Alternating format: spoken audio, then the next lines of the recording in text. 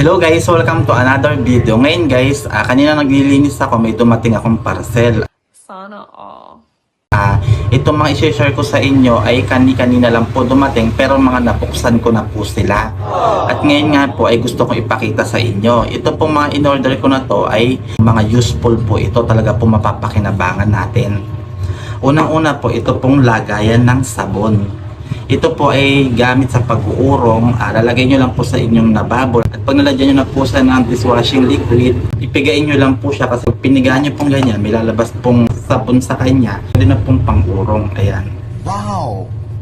Pangalawa naman po, ito po ay mini map. Ito po pwede pong gamit po ito sa mga basa-basa sa lababo, sa lamesa. Kasi po ito, hindi nyo na po kailangan pilipitan pa. Kapag nabasa po siya, hilahin nyo lang po siya sa ganito. Kusa na po siyang mapipiga. Tapos balawan nyo, hilahin nyo, mapipiga na po siyang kusa. Ito naman po ay bathroom organizer. Ito po ay sinasabit po sa banyo. Tapos lagayan po siya ng mga brush sa paa or mga bimpo.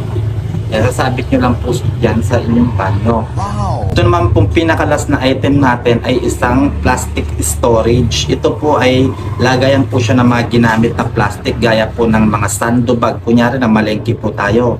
Yung mga pinagladyan natin ng mga pinamili natin na galing sa palengke, hindi natin alam kung saan natin ilalagay. Dito po pwede nyo pong ilagay. Gaya po na to. Plastic po na ginamit nyo, meron po pala siyang bukasan sa taas. Open nyo lang po yan, salaksak nyo po yung mga plastic na hindi nyo ginagamit or pinaggamitan nyo, salaksak nyo lang po. Tagay lang po kayo ng lagay. Pwede nyo na po sa isarada, nakalagay po yung sa may pader. Pag kailangan nyo po, dudukot na lang po kayo. Yan, gamitin nyo na. Dudukotin nyo na lang, dukot na lang po kayo ng dukot. Naka-organize ng inyong mga plastic na pinagamitan. Ito po palang apat na to. Kung gusto nyo po pala ng ganito, lalagay ko na lang po ang link sa comment section or sa description box para makita nyo po kung saan ko po siya binili at kung magkano po ang bili ko sa kanila. Pasensya na po pala guys kung medyo maingay at may mga narinig ko yung mga sasakyan kasi dito po ako ngayon sa pwesto namin. Dito lang po yan sa may tabi po ng kalsada. Kaya pasensya na po talaga kung medyo maingay. Salamat! Hey there. Subscribe to my channel.